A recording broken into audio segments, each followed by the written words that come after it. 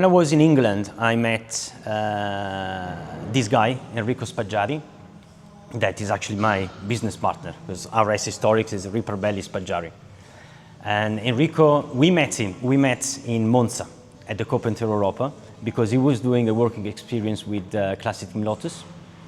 And we met on the pit wall because I dropped the pen, and he came to me and in English said, you dropped the pen. And I said, yeah, I know, sorry, I will take it later. And then we realized that we were Italian, and since then we actually created our friendship. And he started racing in a Cooper Bristol, and then in a Cooper Monaco in the GPCA. He actually won the championship with the GPCA. And then he was racing a Mustang as well. And when we met in Goodwood Revival, the last time I did Goodwood with Simon in 2008, we met, and I said to him, I said, well, I'm planning to go back to Italy. And he said, well, if you come back to Italy and you want, we can start our own company. And I said, well, that's a good idea, but let's see. So after those 3 years where I did work with my father, and then I realized that Historic Motorsport was still my thing, I called him and said, so, are you ready? And he said, yeah, okay. So we made a sort of very not accurate business plan, and we said, okay, let's do it, and we started. I started actually very funny. The first car we had was a Mini Cooper S, owned by Andrea Stortoni. There is a racer today. He races a Lotus 18 in the GPCA, and he's got a Lotus 11 as well. He's a friend. He was a friend of Enrico. Now he's a friend of both of us. And when we said we're going to start our own company, he said, I'm joining you. So he was the first actual customer. We went to Monza for the Coppa Europa. That's the first race we did. And in Monza, we got, when Enrico already knew him, but I got introduced to Federico Burratti. That is my longest customer, because he had the Lotus 21. That is the first ever car that I ran on my own at Simon's, because used to be a customer's, was owned by Simon's customer. And so he brought the car to us. We went to Good Revival in 2013. That's when we started our company. And since then he's my customer. He now has a Lotus 24. He sold the 21 and has a Lotus 24. He's in the UK now because he's going to Autumn Park for the RRM anniversary. And yeah, so we started with the Mini and the Lotus 21. A friend of my stepfather raced in the TGP grid with the Brabham BT49. Okay. And the car was looked after by this English team, Simon Hatfield Motorsports. And so I went to Monza and I met Simon, and I got introduced in the world of historic motor racing, because I wasn't really, I didn't know it really, because at 12 I was looking at what the modern motorsport was, and I fell in love straight away. And Simon gave me the chance to polish the car. And my stepfather, actually, he was the one that went to Simon and said, why don't you take Davide for a summer experience? So he learns English and learns how to work on the cars. And that was it. So from 1996, that was the first year I went to Simon. And since then I went every summer up until 2004, when I finished high school. And I went to university actually 1 year. That was the best year of my life, because I didn't do anything, just play with friends and everything. And my mother actually said, well, I'm not one of those parents that wants you to be at university for good, but if you want to go and work and have a work experience, just go. So Simon said to me that exact summer, he said, why don't you come for a year rather than just 1 month? So I took the chance, and in January 2005 I moved to Simon Hatfield, and I stayed there for 4 years, actually. No. My parents had a connection with Simon Hatfield, and they asked Simon if basically I could do the same thing as a summer job. So I headed over to Simon Hatfield. I think first year was 2005, and I went there for 6 weeks. Simon took me home, and I was one of the lads, like giving a hand, polishing the cars, cleaning stuff. But same thing is you've got to start from the bottom, and you get there and did those 6 weeks. At the time, the interesting thing is I wasn't really speaking English. My mother is American, but she always taught us in French. So I went there, and it was a bit chaotic navigating an English team, all the accents from East Midlands and all that. But I got a connection with them, and I pushed through the following years, and that's where I met Davide. He was getting started at Simon after having done pretty much the same thing as I was just doing that summer, and he got his own first job there, and he was the Italian guy, so I don't know if we had a connection because we were from the other side of the pond, but 2005 I had a connection. 2006 I wanted to go back there. Simon said, why not, but if you come over you got to find your own space because at home everything it can't work. So I reached out to Davide, and I asked him if I could come over and stay at his place. He had a house, and he said come over, and we spent the second summer I lived at his place, and we were just doing the race weekends, the week together, commuting every morning, going out at night. I was 16, I think he was probably 21 or something like that. And the friendship with Davide, the connection between us is linked to Simon, but we made our own, and he's been I think from the last 20 years, sort of been like a big brother. 2005, when I moved to Simon, he came and did exactly the same thing that I used to do. So he came for a summer experience, summer job. And so that's when we met, and I think he did it for another couple of years, and he actually spent time at my place when he was coming for the summer. He wasn't staying at Simon's, but he was staying at my place. So we got we sort of became friends straight away, and he was very young because he was like 15, something like that. They always had this say of like, if you're done with it, you can always come and work for me. And we always kept it as a joke. We did further things together. We bought a car together. I was still at FIA, and he's the only guy I've ever, shared money with. And so we bought it 50-50, and it's a project that we have here to make our own Formula 3.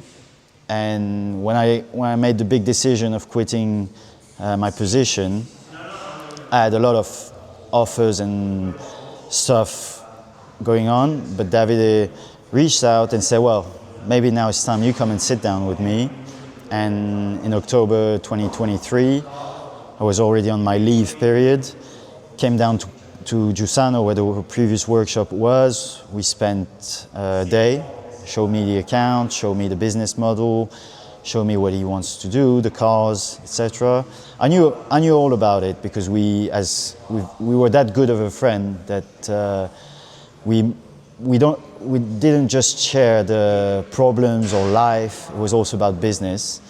And I thought, there's some great offers. I could have gone to America or stuff like that, but at the end of the day, this looked like, well, he's my best friend, sort of a brother, and I felt like at RS I could jump in and be part of what he's been trying to do, which is having a certain level and bringing cars out and restoring them, running them.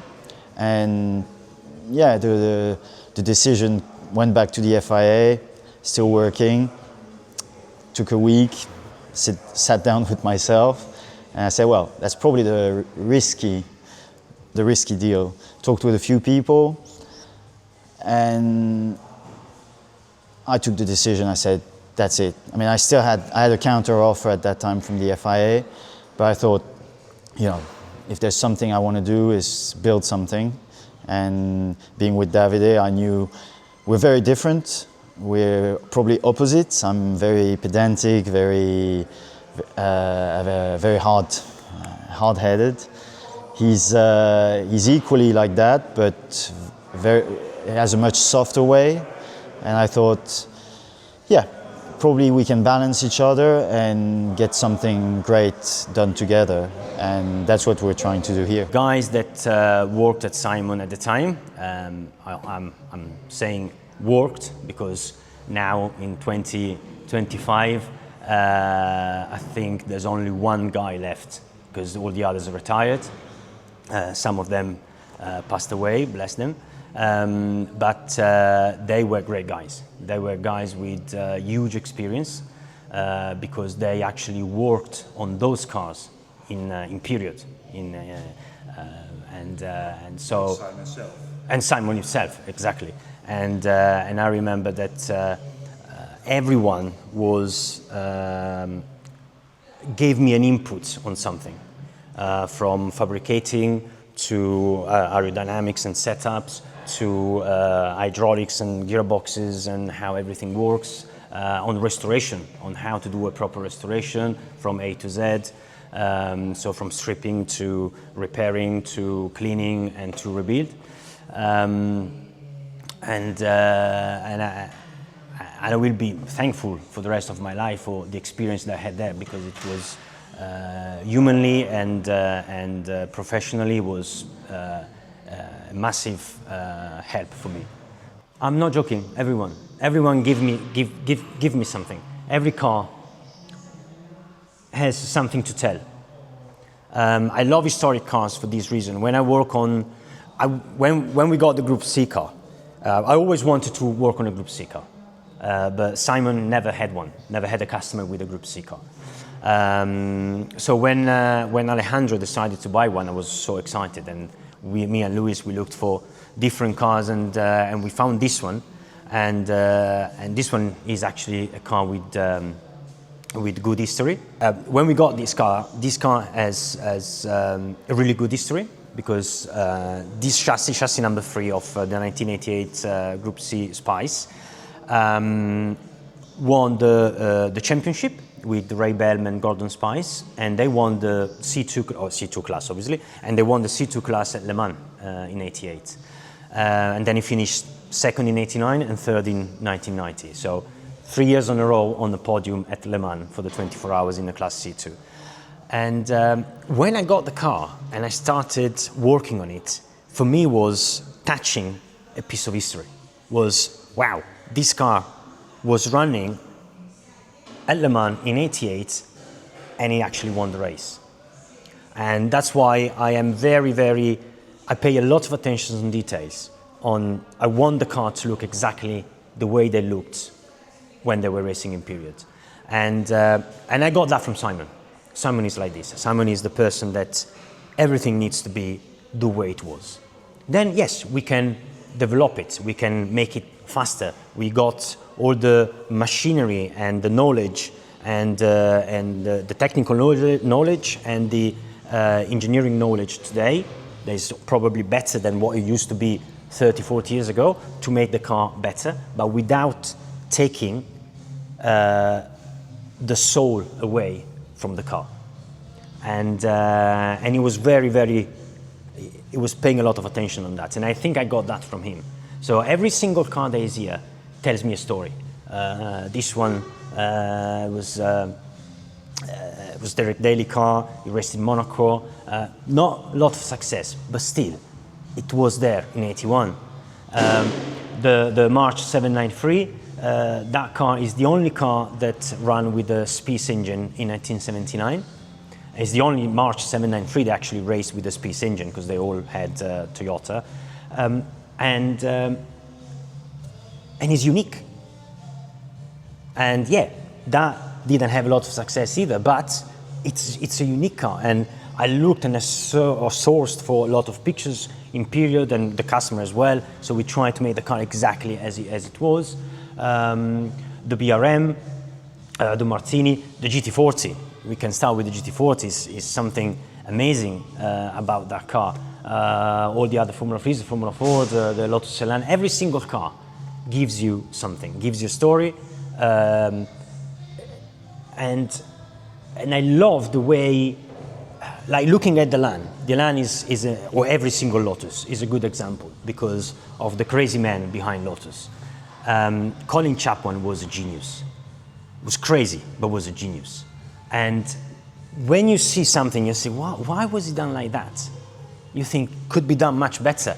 But every time, and I've got my mechanics saying that, why should we do this when we could do that? And I said, because if he decided to do it like that, there was a reason. So let's sit down and understand why Colin Chapman did it like that. Because every single thing that Colin Chapman did, there was a reason for it. He wasn't doing it because he was waking up one morning and saying, okay, let's do it like that. And that's what I love, that's what I like about all historic cars and the way they've been made, developed in period. It's just something that attracts me. Oh yeah, absolutely. And yeah, I mean, let you say passion. I think that I am one of the luckiest guy in the world because I wake up in the morning and I'm happy to go to work. You can go to this. I can come to this, exactly, because I made my passion my work.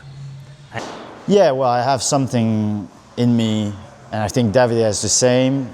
And I think that's where our difference come together. Is that we both have an aim, and we want to aim high.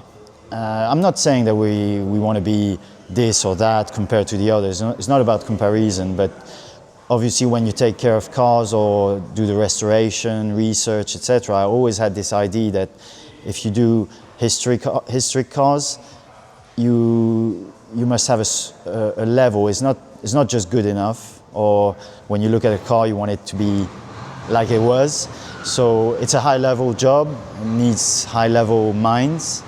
And I'm not saying we're better than any other because there's very competent people, but we have a strong, we think the same, we're strong-minded, and I think that's what appealed to me in RS, is that it looks small, it may sound small to a lot of people, but in terms of restoration and quality of work, I think it's right there with the others.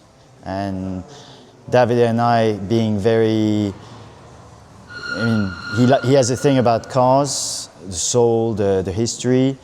I also knew that coming here, I would not be, for example, I have my own ideas, which probably all originate from Simon, because he taught us the same way, just probably 10 years apart. But when you want to do a restoration or run a car, you want to do it the way it was. You can do it better, but you want to do it the way it was. And I think that's what I find here is we have this base of a car comes in or someone asks us to do a job. We get to the office, we get our books out, we do our research, and we get it moving after that. It's not the other way around where we do the job and then we try to justify it in a way. It's like, no, this is how it was, and this is how it should be. And that's where the aim is, in the way that anybody would bring me a car or to Davide. I think the first thing we have is this sort of talks where, okay, what does he want to do? How does he want to do it? Okay, we've got a point, we can do something. Otherwise, as it has happened already, it's not that we are not interested, but there are, in this world of historic cars, there's a lot of stuff that you can get wrong from the beginning. So we have our own mindset, and if we get people that can work with that mindset, I think that's where it gets together. So it all becomes a conundrum. At the end of the day, simpler is usually way better than that extra cost or that extra mile that we can go tomorrow. I mean, if you want to take the extra mile, I know what it's, I mean, I just go to America, they're racing these in America a different way. We can do that, but what's the point? Because first thing you must concentrate is the thing that sits between the steering wheel and the seat. I think that's the most important thing. Then, the day you get it to 98, 99%, then we can go that extra mile. But first thing, concentrate on that, have the correct bit done, then we roll. But don't think that, you know, from the beginning, oh, we're going to be hammering all the others. There's tons of people running cars for years, and that's the thing. You can't walk in a workshop and say, I'm going to be the next Schumacher in historic racing. It doesn't work like that, I think. And also, given the costs, you can do a lot, and you can sell a lot of performance as a team. But I think first that it's already a big cost to get there, so let's get there. Then we can explore different things. But main thing is, I will never go the extra mile that will put us in breach with regulations. I think David is the same, because the one thing I was taught always by Simon as a kid is that the worst thing that can happen to you as a team owner or as a business is actually being labeled as the one that does it the wrong way. It doesn't sell. It sells to certain people, but you don't want any customer we have, they don't want to be labeled as the cheaters. Yeah, about 3-4 years ago, he was starting saying, yeah, I miss this. I would like to work on cars. And I said, well, come and work for me.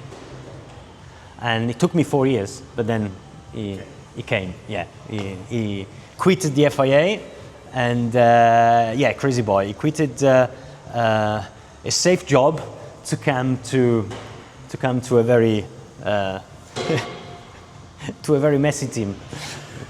But no, I have to say, since he's here, things have changed completely, because he's actually taking care of the office and everything office related.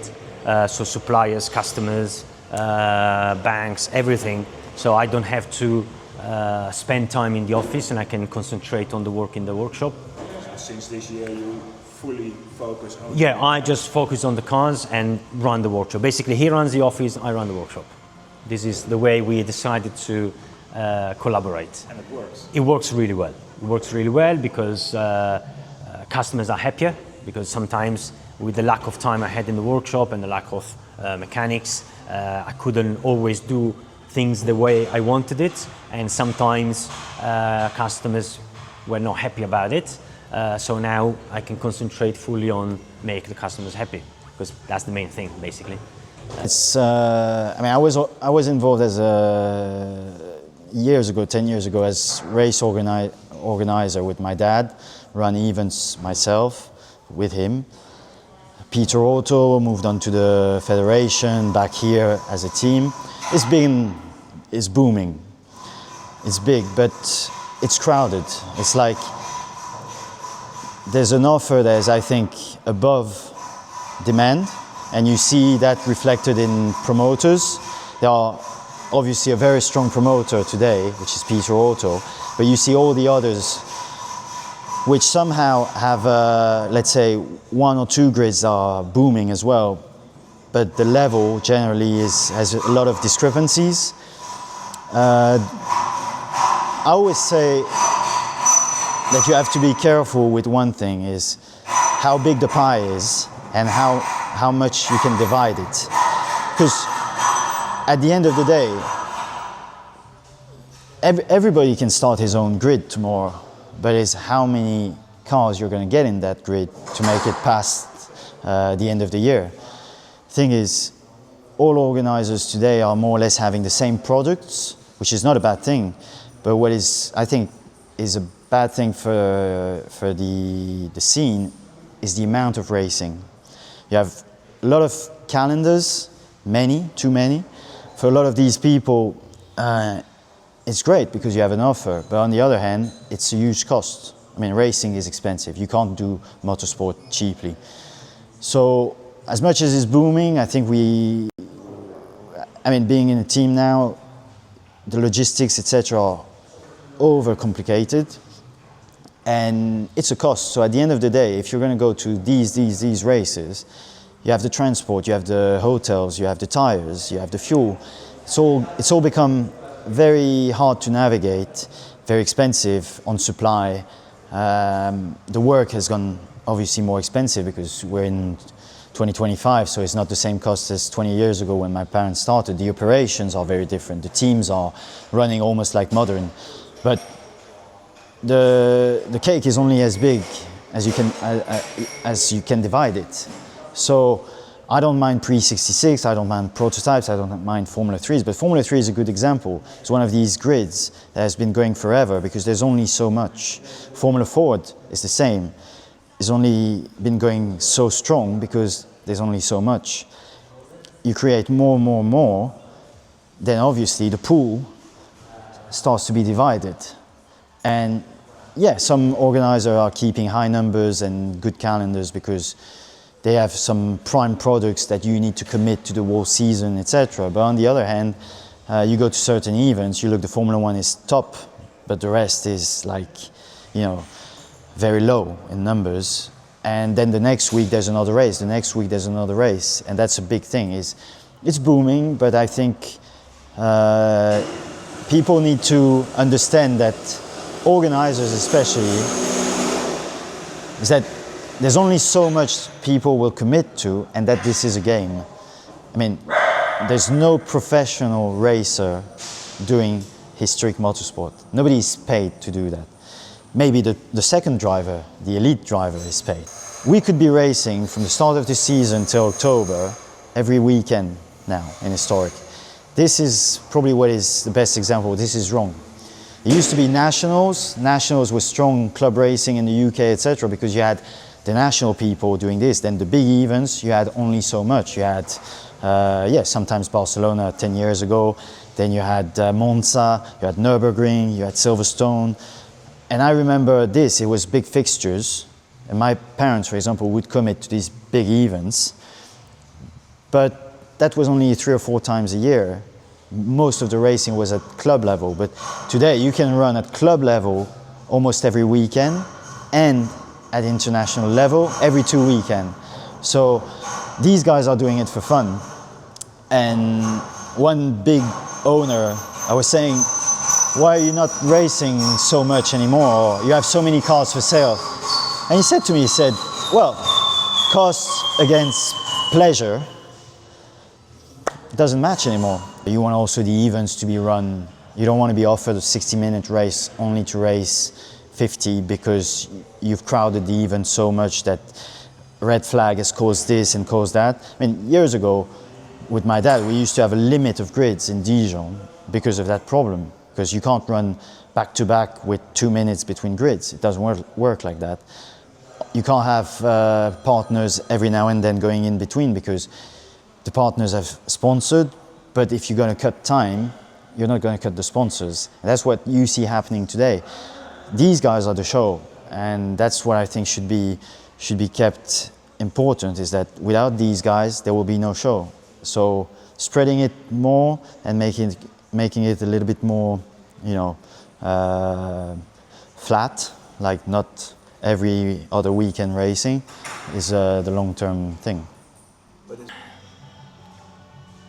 I think historic motorsport today is probably as important as modern motorsport. Okay, the amount of cars that you see around. You look at Le Mans Classic, 700 cars. Okay, they do 230,000 spectators. Okay, same as the Le Mans 24 hours. People can say it's a one-off because it's every 2 years. Well, okay, from next year it's going to be every year, but it's every 2 years. It's like Monaco Historic. Okay, at Monaco you see F1s, Formula Ones that you don't see anywhere else. You see them just in Monaco, and you think, why do we have grids of 20 cars during the year, and then we have 4 grids of 30 cars at Monaco? So 4 grids per 30 cars is 120. Yeah, is 120 cars. So why are there only 20 cars racing during the year? I think Historic Motorsport should stop one moment. All the organizers should stop and say, okay, how was it 20 years ago? Why 20 years ago was much more, yeah. I mean, I remember with TGP, there were grids of 30, 40 cars, okay? Obviously the prices. Prices have raised hugely. Okay, they offer a lot. Okay, all the organizers offer a lot. They have the hospitality, they have nice gadgets, they go to nice circuits and everything, but not everyone can afford to do a full season like that. Okay. Second is lack of track time. With TGP, I'm doing TGP because we are next to the Formula One, so I remember all there was back in 20 years ago, 25 years ago. You had 3 practice, 2 qualifying, warm-up, and a 45 minutes race. Okay, 5 sessions. It was a lot of track time, and all the drivers loved to do that. Circuits, they were going to the great circuits of Formula One. We used to go to Silverstone, Donington, Brands Hatch, talking about UK, but then Europe, Spa, Monza, Nürburgring, all the best circuits in Europe, they were touched by Formula One. Now, yes, they still go to some of these circuits, but the problem, I think, is sometimes they're too close one to the other, the events, or too far away. And the transport cost, and Brexit, all of these things together, cost of tires, cost of fuel, you have to go to them to buy tires, you have to go to them, through the organizers to buy the fuel. Once, I remember for the Formula One, we would go into the petrol station, 95 octane, a little bit of CVL, off you go, you were going racing. Now you need to buy the fuel from them. And all these things together, I think they took to the point where some of the guys, because I know some of them are not the people that have a lot of cars. They don't go racing for this reason. And I think organizers should stop and understand that they need to change something. I don't know what, because I'm not an organizer, okay? But from the back, I can see why customers are not happy and why they decide not to go racing.